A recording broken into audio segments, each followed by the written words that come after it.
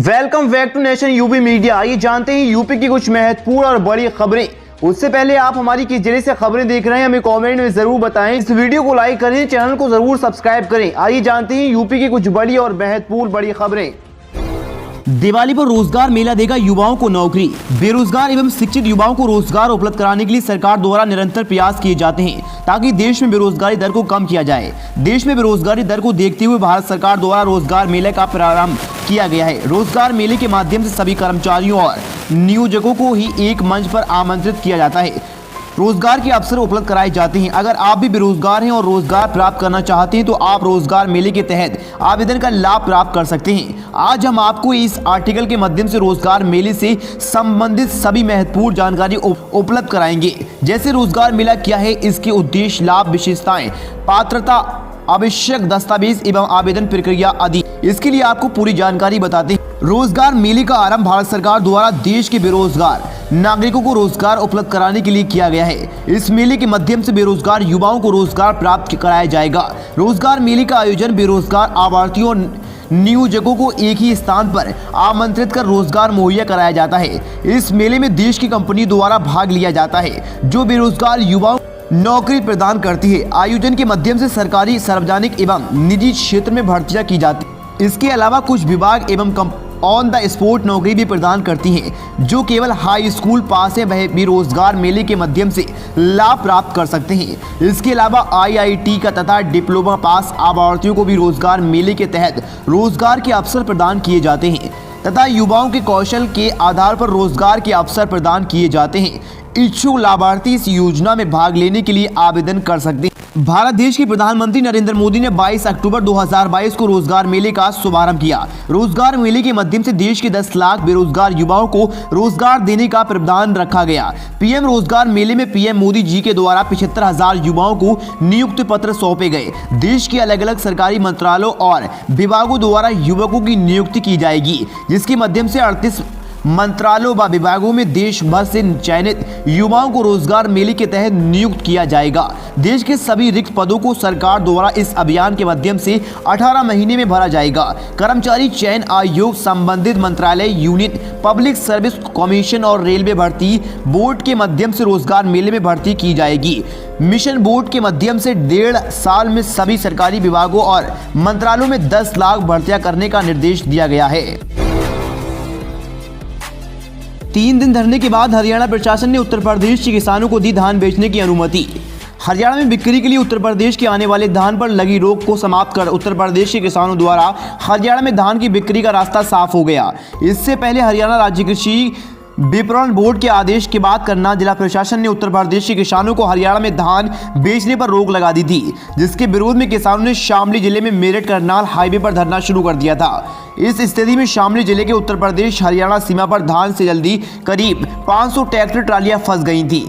भारतीय किसान union BKU कार्यकर्ताओं ने यमुना ब्रिज पर प्रदर्शन शुरू किया, उसे धरने से में तब्दील कर दिया। 3 दिन धरना चलने और भारी जाम के बाद शुक्रवार को आधी रात को हरियाणा सरकार ने उत्तर प्रदेश के किसानों को धान की ट्रैक्टर ट्रालियां हरियाणा में ले जाने की अनुमति दी। हरियाणा में बिक्री के लिए उत्तर प्रदेश से आने वाले धान पर लगी रोक को समाप्त कर उत्तर प्रदेश के किसानों द्वारा हरियाणा में धान की बिक्री का रास्ता साफ कर दिया गया। इसके पहले हरियाणा राज्य कृषि विपणन बोर्ड के आदेश के बाद करनाल जिला प्रशासन ने उत्तर प्रदेश के किसानों को हरियाणा में धान बेचने पर रोक लगा दी थी, जिसके विरोध में किसानों ने शामली जिले में मेरठ करनाल हाईवे पर धरना प्रदर्शन शुरू कर दिया था।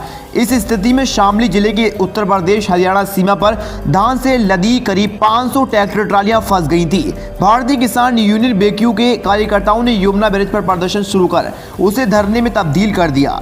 3 दिन धरना चलने और भारी जाम लगने के बाद शुक्रवार की आधी रात को हरियाणा सरकार ने उत्तर प्रदेश के किसानों को धान की ट्रैक्टर ट्रालियां हरियाणा में ले जाने की अनुमति दी। यूपी को लकड़ी आधारित उद्योग लगाने की मंजूरी, सुप्रीम कोर्ट का आदेश। सुप्रीम कोर्ट ने शुक्रवार को उत्तर प्रदेश सरकार को राज्य में नए लकड़ी आधारित उद्योग स्थापित करने की मंजूरी दे दी। यूपी सरकार ने 1 मार्च 2019 को अधिसूचना जारी कर 3,000 करोड़ रुपए के निवेश के साथ 80,000 से अधिक की रोजगार सर्जन क्षमता के साथ इस उद्योग को स्थापित करने का फैसला किया था। NGT ने इस अधिसूचना पर रोक लगा दी थी। सुप्रीम कोर्ट के फैसले से ग्रामीण क्षेत्रों में रोजगार की संभावना बढ़ेगी। नागरत्ना की पीठ ने NGT के फैसले के खिलाफ यूपी सरकार की अपील को स्वीकार कर लिया। पीठ ने फैसले में कहा है कि राज्य के सतत विकास के लिए और लकड़ी की उपलब्धता के मद्देनजर लाइसेंस देने की अनुमति दी जा सकती है। हालांकि एक जिम्मेदार राज्य के रूप में पर्यावरण संबंधी चिंताओं पर ध्यान दिया जाना चाहिए, सुनिश्चित होना चाहिए। यूपी सरकार के अनुसार एनजीटी के फैसले में राज्य की चिंताओं के साधु सूचना को केंद्र सरकार के समर्थन की अनदेखी की गई है।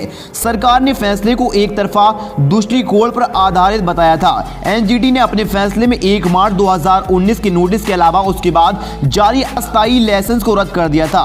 3000 करोड़ रुपए का निवेश होगा राज्य में। 80,000 से अधिक रोजगार सृजन क्षमता इस उद्योग में है। शीर्ष अदालत ने सरकार को यह सुनिश्चित करने का निर्देश दिया है कि आम और जामुन सहित प्रतिबंध पेड़ों को काटने की अनुमति देते समय नियमों का सख्ती से पालन सुनिश्चित हो। लखनऊ के बाद यूपी की इस हाईटेक सिटी में बनने जा रहा है दूसरा लुलु मॉल। 6000 युवाओं को मिलेगा रोजगार। ग्रेटर नोएडा में लखनऊ की तर्ज पर जल्द लुलु ग्रुप का मॉल बन सकता है। फूड प्रोसेसिंग और मॉल बनाने वाली देश की प्रमुख कंपनियां लुलु ग्रुप ने ग्रेटर नोएडा प्राधिकरण से जमीन उपलब्ध कराने की मांग की है। गुरुवार को कंपनी के प्रतिनिधियों ने CIO रिश्तु से मुलाकात की और अपनी परियोजना से अवगत कराया। ग्रेटर नोएडा सिर्फ औद्योगिक ही नहीं बल्कि गतिविधियों के प्रमुख केंद्र के रूप में उभर रहा है। ग्रेटर नोएडा और गिरोनो बेल्ट की आबादी भी बहुत तेजी से बढ़ रही है। इस मौके को भुनाने के लिए निवेशक यहाँ निवेश करने के लिए बहुत ज्यादा इच्छुक है। इन निवेशकों में लुलु ग्रुप भी जुड़ने जा रहा है। लुलु ग्रुप ग्रेटर नोएडा में मॉल बनाना चाह रहा है। इसके लिए ग्रेटर नोएडा प्राधिकरण से जमीन मांगी है। गुरुवार को कंपनी के प्रतिनिधियों ने ग्रेटर नोएडा की CIO रिश्तु से मुलाकात की और अपने प्रोजेक्ट के बारे में बताया है। इस मॉल को बनाने में करीब 1500 करोड़ रुपए का निवेश करेंगे और 6000 युवाओं को रोजगार के अवसर मिलेंगे। यूपी वालों को योगी सरकार ने करा दी चांदी। रोजगार के अवसर के साथ जमीन खरीदने पर 25% के डिस्काउंट। उत्तर प्रदेश सरकार ने कारोबारी सहूलियत को बढ़ाने के लिए राज्य में निवेश करने वाले कारोबारियों के लिए एक खास स्कीम पेश की है। यदि आप टेक्सटाइल या हैंडलूम उद्योग में हाथ आजमाना चाहती है तो उत्तर प्रदेश की योगी आदित्यनाथ सरकार आपके लिए खास मौका पेश करने आ रही है। सरकार ने कपड़ा उद्योग में निवेश करने वाले उद्यमियों के लिए जमीन पर 25% रियायत की घोषणा की है। इसके अलावा कारोबारियों को स्टाम्प ड्यूटी में भी 7% की छूट मिलेगी। हालांकि दिल्ली से सटे गौतम बुद्ध नगर यानी नोएडा ग्रेटर नोएडा में इस स्कीम के तहत 15% की छूट ही मिलेगी। उत्तर प्रदेश सरकार के वस्त्र उद्योग मंत्री राकेश आचार्य ने सोमवार को कहा है कि राज्य सरकार ने नई वस्त्र उद्योग नीति 2022 को मंजूरी प्रदान कर दी। इसके तहत उत्तर प्रदेश को बेसिक कपड़ा केंद्र बनाकर 10,000 करोड़ निजी निवेश को आकर्षित करना और 5 लाख बेरोजगारों के लिए रोजगार सृजन इस नीति का मुख्य लक्ष्य है। मंत्री ने कहा है कि वस्त्र परिधान उद्योग तेजी के साथ आगे बढ़ रहा है और भारत दुनिया का 6वां सबसे बड़ा निर्यातक देश है और उत्तर प्रदेश देश का सबसे बड़ा घरेलू बाजार है। यूपी के बनग्राम में दिवाली मनाएंगे सीएम योगी। गोरखपुर को देंगे 80 करोड़ का गिफ्ट। वन टंकियों के साथ दिवाली मनाने आ रहे मुख्यमंत्री योगी आदित्यनाथ इस बार वहीं से जिले की ग्राम पंचायतों को 80 करोड़ की सौगात देंगे। इनमें 37 करोड़ रुपए का विकास परियोजनाओं का ये शिलान्यास करेंगे, जबकि 43 करोड़ रुपयों की परियोजनाओं का लोकार्पण करेंगे। बनग्राम जंगल त्रिकुनिया नंबर 3 में प्रशासन तैयारियों में जुटा है। वन टंकियां में स्वागत की तैयारियों में जुटे हैं। स्कूल के बच्चे मुख्यमंत्री के स्वागत गीत की तैयारी कर रहे हैं। बतौर मुख्यमंत्री योगी आदित्यनाथ यहां लगातार 6वीं बार दिवाली होगी। हालांकि ये सिलसिला उन्होंने 13 साल पूर्व 2009 के दिवाली से शुरू किया है। हर बार की तरह इस बार भी योगी आदित्यनाथ आगमन का उल्लास गाँव में छाया हुआ है। प्रशासन अपनी तैयारियों में जुटा हुआ है। गाँव के लोग सीएम योगी का स्वागत के लिए अपने अपने घर साफ कर रहे हैं।